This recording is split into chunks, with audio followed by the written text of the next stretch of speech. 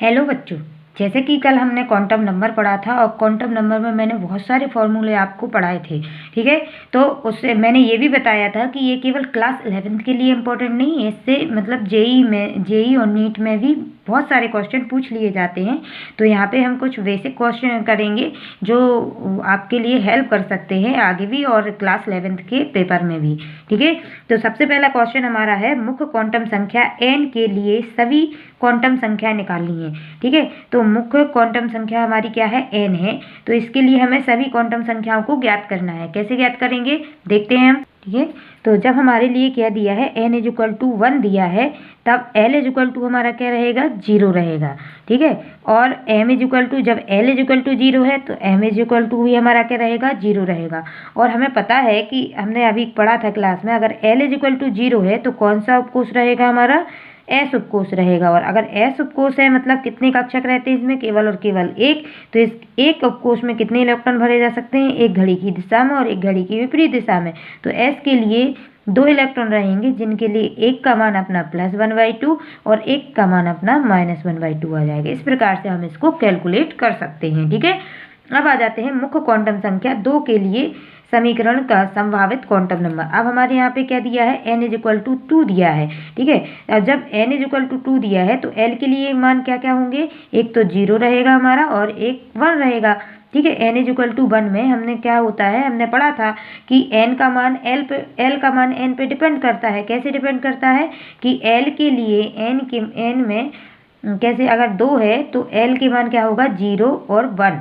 ठीक है, 0 और 1। और अगर 3 है तो 0 1 2, और अगर 4 है तो 0 1 2 और 3। इस टाइप से हम लिख सकते हैं। तो l के मान क्या क्या हो जाएंगे, 0 और 2। ठीक है, अब m के लिए अगर हमारा मान n = 2 है तो यहाँ पे m के लिए हमारा क्या हो जाएगा, -1 से लेके 0 और +1 तक m = अपना। ठीक है, और इसके लिए क्या आ जाएगा अपना, s = अब यहाँ पे 3 इलेक्ट्रॉन है तो वही +-1/2। सभी कक्षकों में 2 इलेक्ट्रॉन रहेंगे, तो हर कक्षक के लिए s का मान क्या हो जाएगा, +-1/2 हम निकाल सकते हैं। ठीक है, ऐसे हम किसके लिए कर लेंगे, n = 3 के लिए कर देंगे। अगर n = 3 दिया है तो l का मान 0 1 और 2 तक निकाल सकते हैं हम। ठीक है, अगर 0 है तो वही अपना देखिए l = क्या आ जाएगा, 0 1 और 2, n = 3 के लिए।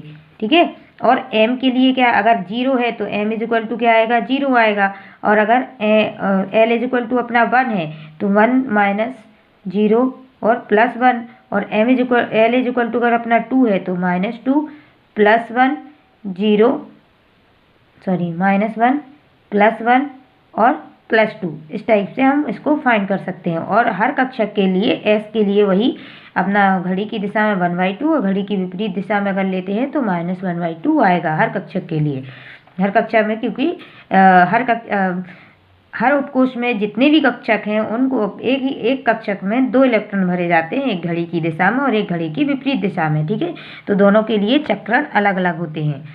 अब n = 4 के लिए भी हम वही n = 4 अगर लेते हैं तो l का मान क्या होगा अपना, 0 1 2 और 3। तो इस टाइप से हम कितने निकाल सकते हैं, 4 निकाल सकते हैं। तो अगर m का मान अगर अपना 0 है, l का मान 0 है तो m = भी 0। अगर l का मान क्या है, 1 है तो क्योंकि अपना जो m का मान है वो किस पे डिपेंड करता है, l पे डिपेंड करता है। तो -1 0 और +1।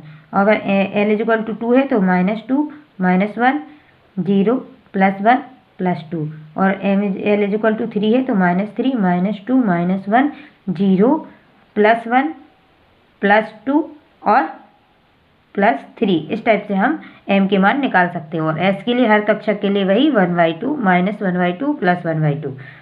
ठीक है, इस टाइप ये हम निकाल के दिखा सकते हैं। अब n = 3 के लिए कक्षकों की संख्या क्या होगी, n = अगर हमें क्या दिया है, 3 दिया है तो हमारे इसमें कक्षकों की संख्या क्या होगी ये निकालना है हमें। जब n = हमें 3 दिया है तो l का मान क्या होगा हमारे यहाँ पे, l = अपना हो जाएगा 0 1 और 2। ठीक है, क्योंकि हमारा एल का मान कहाँ से 0 से n-1 तक 1 पे डिपेंड करता है। ठीक है, तो यहाँ पे कक्षकों की संख्या क्या हो जाएगी हमारी, एक तो अपना अगर l = 0 है तो s, p और t, तो टोटल कक्षक कहते हैं एक कक्षक, और इसमें कितने होते हैं 3 कक्षक, और यहाँ पे कितने कक्षक होते हैं 5 कक्षक। ठीक है, तो कितना हो जाएगा 1 2 3 4 5 6 7 8 और 9, तो टोटल कितने कक्षक हो जाएंगे हमारे यहाँ पे 9 कक्षक हो जाएंगे। ठीक है, तो n = 3 के लिए कक्षकों की संख्या कितनी हो जाएगी, कक्षकों की संख्या अपनी हो जाएगी 9। ठीक है, अब 4s इलेक्ट्रॉन के लिए कोणीय संवेग निकालना है। अब 4s इलेक्ट्रॉन में, अब हमें इस पे 4s इलेक्ट्रॉन में क्या किस पे फोकस करना है, s पे फोकस करना है। ठीक है, तो s पे फोकस करते हैं, क्या निकालना है कोणीय संवेग। हमने कोणीय संवेग के लिए फॉर्मूला पढ़ा था कि h/2π√L+1, और हमें ये भी पता है कि जब L का मान 0 हो तो s कक्षक होता है, और L का मान क्या हो 1 हो। तो यहाँ पे देखिए s है, मतलब L का मान अपना क्या रहेगा 0 रहेगा, तो L = अपना 0। अगर अपना यहाँ पे दूसरा कक्षक आता है तो वहाँ पे अपना L = बदल जाएगा। तो सबसे पहले यहाँ पे s कक्षक है, तो 4s इलेक्ट्रॉन के लिए कोणीय संवेग क्या हो जाएगा अपना, यहाँ पे 0 रखेंगे, वही 0+1 आ जाएगा, और इस टाइप से, क्योंकि ये 0 यहाँ पे √1 आएगा, ये 0+1 आएगा, और मल्टीप्लाई होगा, मल्टीप्लाई 0 से तो टोटल 0 और ऑल 0 हो जाएगा, तो यहाँ पे क्या आ जाएगा 4s इलेक्ट्रॉन के लिए कोणीय संवेग हमारा 0 आ जाएगा। ठीक है, नेक्स्ट क्वेश्चन हमारा है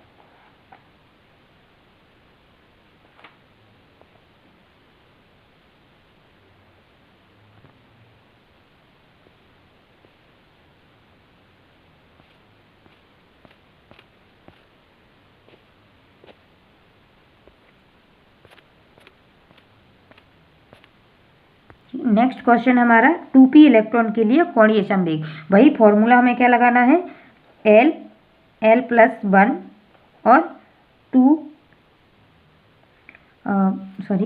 फॉर्मूला h/2π। ठीक है, फॉर्मूला हमारा क्या हो जाएगा h/2π। ठीक है, तो अब यहाँ पे हमें क्या लगाना है, अब देखिए L = 1 के लिए अपना p उपकोष होता है। ठीक है, तो यहाँ पे p उपकोष के लिए L की वैल्यू अपनी क्या हो जाएगी 1 हो जाएगी। तो जैसे हम h/2π के लिए क्या रखेंगे 1 रखेंगे, तो यहाँ पे 1+1, तो ये आ जाएगा अपना यहाँ पे h/2π, और अंदर आ जाएगा अपना 2 और √2। ठीक है, तो यहाँ पे हम लिख सकते हैं h/√2 मल्टीप्लाई √2π, और यहाँ पे √2, तो ये √2 से √2 कट जाएगा, तो अपना यहाँ पे लिख देती हूँ मैं। ठीक है, तो कोणीय संवेग कितना आ जाएगा h/√2π, किसके लिए p इलेक्ट्रॉन, p के लिए 2π इलेक्ट्रॉन के लिए। ठीक है,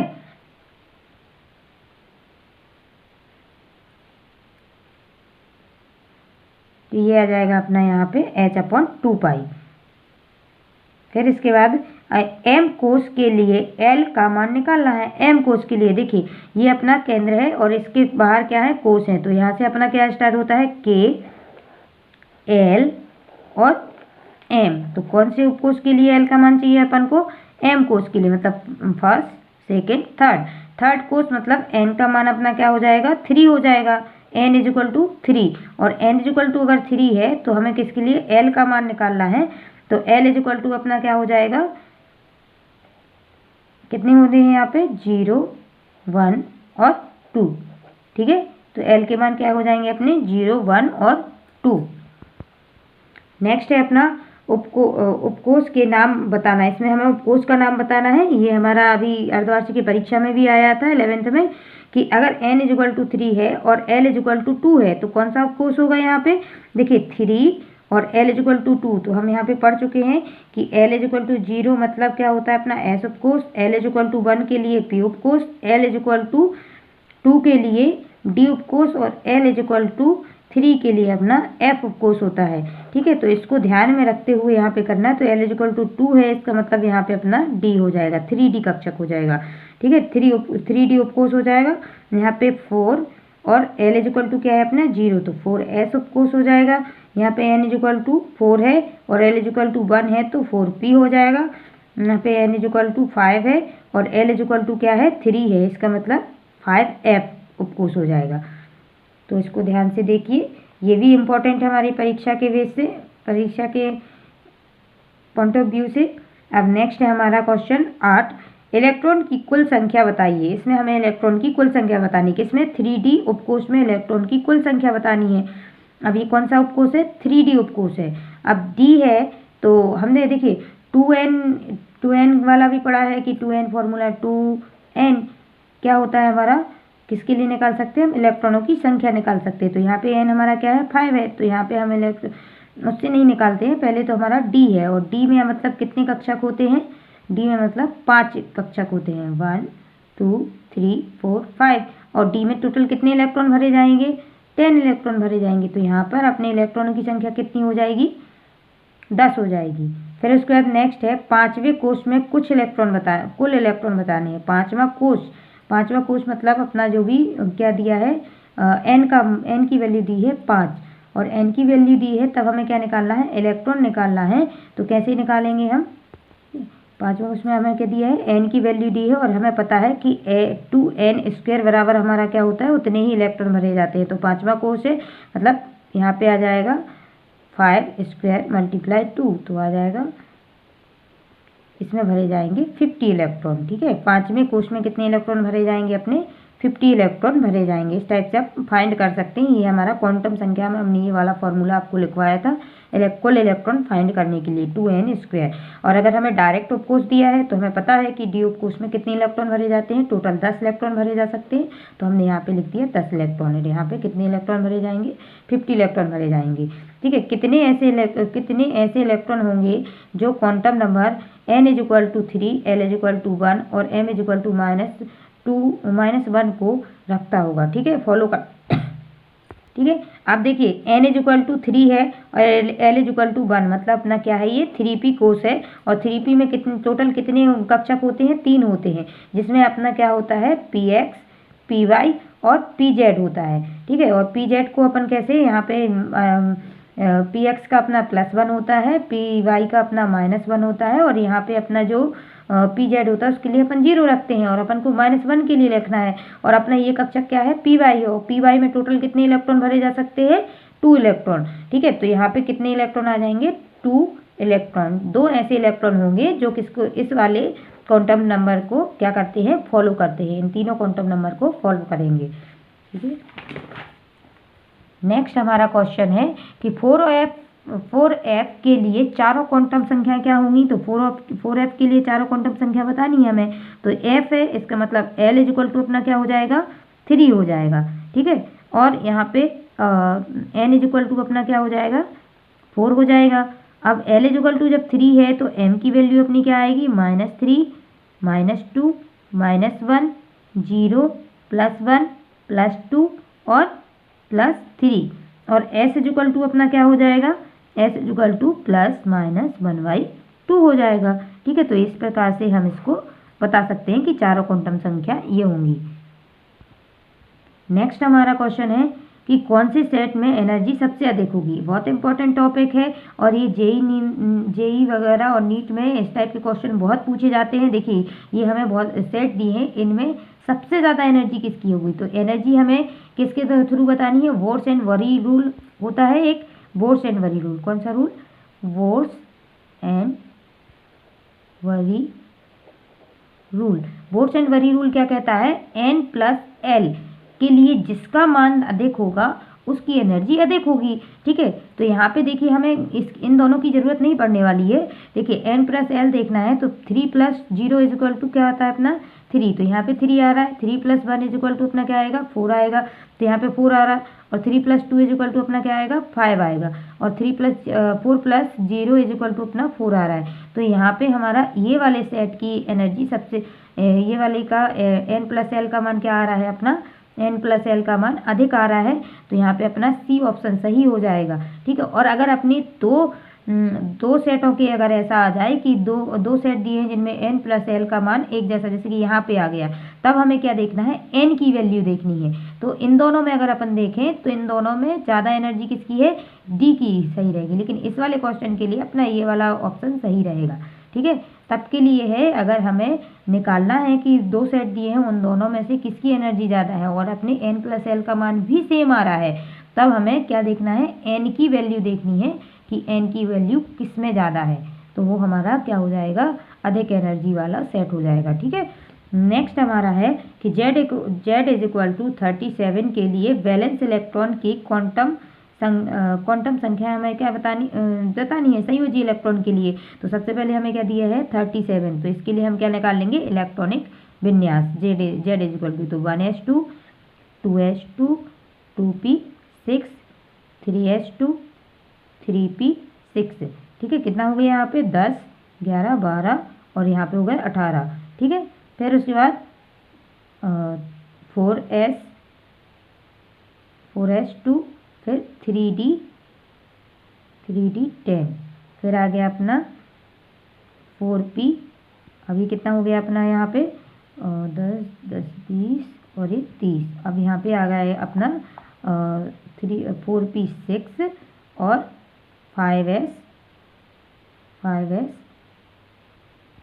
1।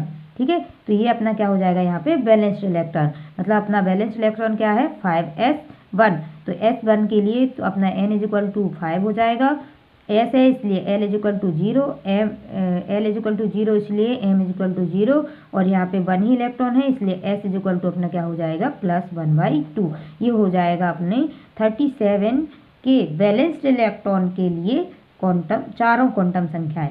तो बैलेंस्ड इलेक्ट्रॉन अपना यहाँ पे क्या है 5s1, तो 5s1 है इसलिए यहाँ पे +1/2 हमने यहाँ पे दिया है। ये हो गए हमारे कुछ महत्वपूर्ण क्वेश्चन किसके, क्वांटम संख्याओं के। तो अच्छे से पढ़िए और अब हमारे हिसाब से कोई प्रॉब्लम नहीं होनी चाहिए क्लास 11th में भी। अगर आपको इससे रिलेटेड कोई क्वेश्चन आ जाता है तो आप इसको ध्यान से देखिए और अच्छे से पढ़िए। All the best.